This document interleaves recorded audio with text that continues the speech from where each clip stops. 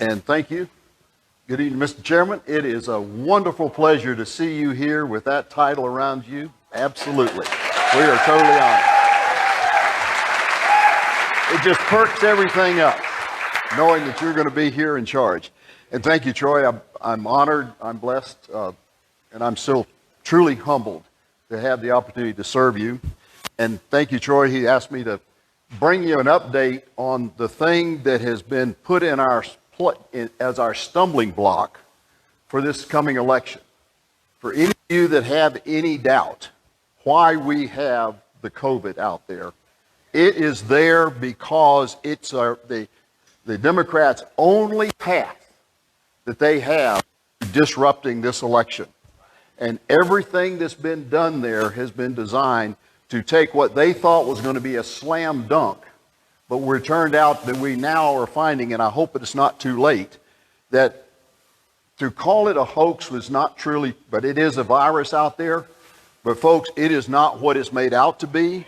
It doesn't need to be what it's out to be, and we have been fooled with this thing, and we have been led down what I used to call the primrose path, that we need to wake up. And I will say the good news is that I just learned that the group of doctors that I've been working with went to Washington today, had a huge press conference, and as of an hour ago, their Facebook, I thought our Facebook post that it did over 200,000 in less than a week, and then one last Friday that did over 100,000 was doing good.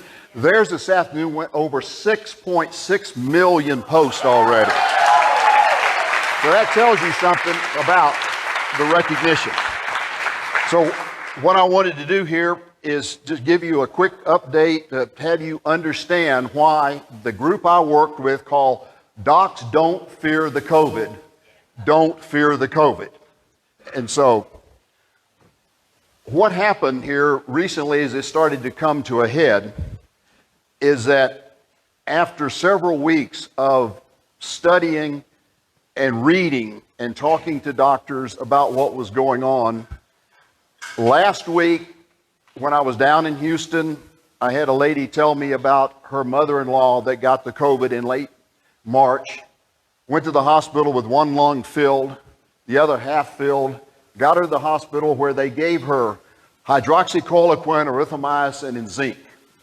And 3 days later, the 82-year-old lady drove herself home from the hospital.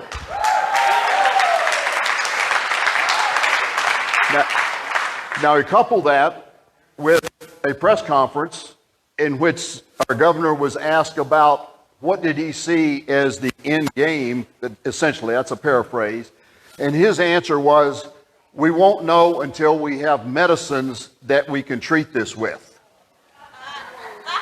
And then the next day, the Texas Pharmacy Board announced that they were not going to renew their restriction on the use of hydroxychloroquine. As you recall, I had a real battle with the Pharmacy Board and got it relieved. Between those three things, I decided to put it all together and explain to people why they don't need to be afraid anymore. Because unfortunately, the media has led everybody to believe that if you stick your head outside of your front door without a mask on, you're going to get the COVID. And if you get the COVID, you're going to die. Well, nothing could be farther from the truth. We got something that has a 99.8% survival rate, and yet we're treating as though this was Ebola on steroids, and it's not. But in this, that prompted me to talk about other organizations that have come out and said what they think, and the American Association of Physicians and Surgeons. For those of you who don't know, there are two organizations, one called the TMA, the other called the American Associations of Physicians and Surgeons. This is the conservative group. The TMA is the liberal left group. They're the ones that are fighting to keep the medicines from being used. AAPS, they sued the FDC. They sued them to allow the use of it. And as I read what they submitted in their lawsuit, well, I will come to that in just a minute there, but it came up with a chart that shows the difference between countries that treat with hydroxy and those that don't. And then we had a report that was put out in there that they simply said hydroxychloroquine has about 90% chance of healing COVID-19 patients. Folks, that's better than what we have with the flu or anything else out there. And then the Ford health system came out and they said the treatment with hydroxychloroquine, our death rate significantly in COVID-19 patients dropped significantly. This is Ford Health Systems, well known. And then we had a study that came out with Dr. Rich originally, and he said early outpatient treatment of symptomatic COVID patients can be treated by existing drugs. And the details were there. And then Johns Hopkins put out with the same author, the key to defeating COVID-19 already exists. We just start needing to use it. Folks, there is just too much evidence, too much out there being presented that says that we can do this. Now, this is the chart that was in the lawsuit. If you look at it at the top are the blue lines. I know you can't read what's on there because it's pretty fuzzy here. Those are the countries that allow the use of hydroxychloroquine. The ones in red at the bottom, which the United States is part of, that's the death rate per million people. We're in the bottom group there. And what that chart tells you is that the death rate in countries that allow the use of hydroxychloroquine, it is 1/10 of what the other countries are. And if that wasn't enough, this chart, which is an ongoing chart, and I'll show you the links to these. This is a continuously plotting chart that's on the internet. That's about 630,000 patients. Again, the red lines are at the top, or the United Kingdom, the USA, and other countries that don't allow it. Look at the bottom, the green lines. That is the death rate for those countries that do allow it. Again, they're very consistent. And this will be on my website, so you can look at those for yourself. Now, what this means, and this is, some people would say what I'm about to tell you is not really very politically correct, but it's absolutely true.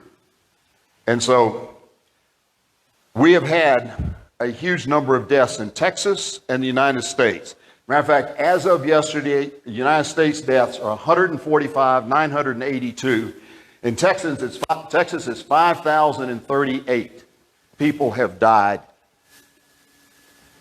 Countries that allow the use of hydroxychloroquine have a 90% lower death rate.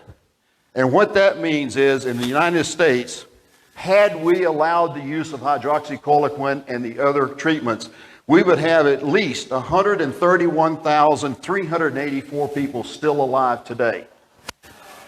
And in Texas, 4,534 people have unnecessarily died because they were refused to allow doctors to use the medicines that would have kept them alive.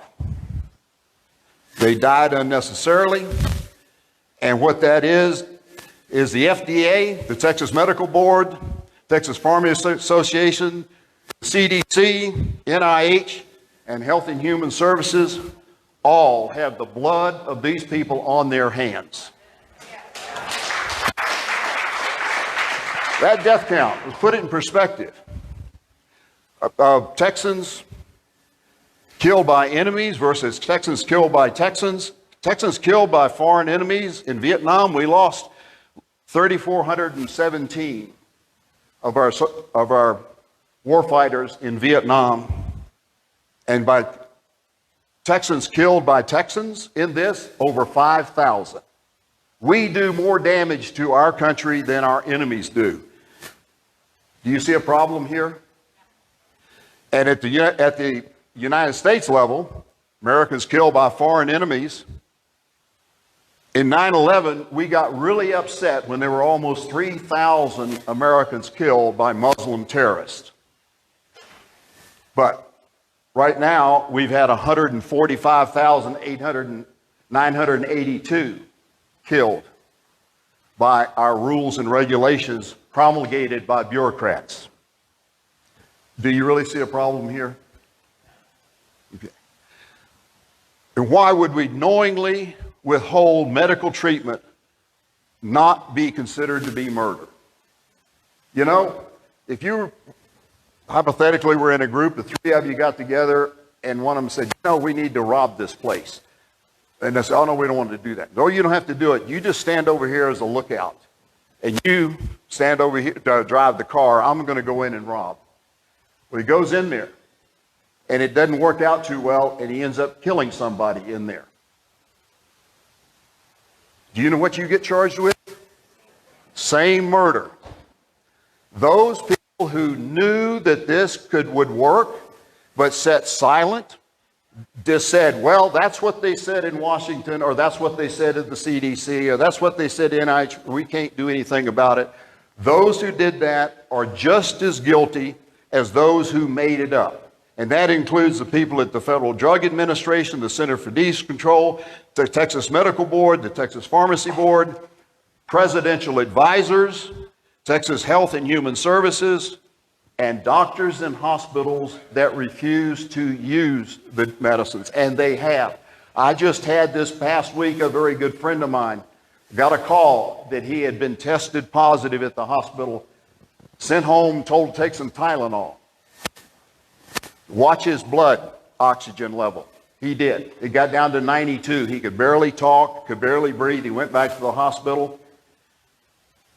And they said, you're not sick enough yet. Go home and come back when you get sicker. I got him in touch with one of the doctors that don't fear COVID. The doctor told me, the good thing he got here, he was about 6 hours away from being in intensive care. Yesterday he called to tell me, I finally ate a hamburger. I felt so good.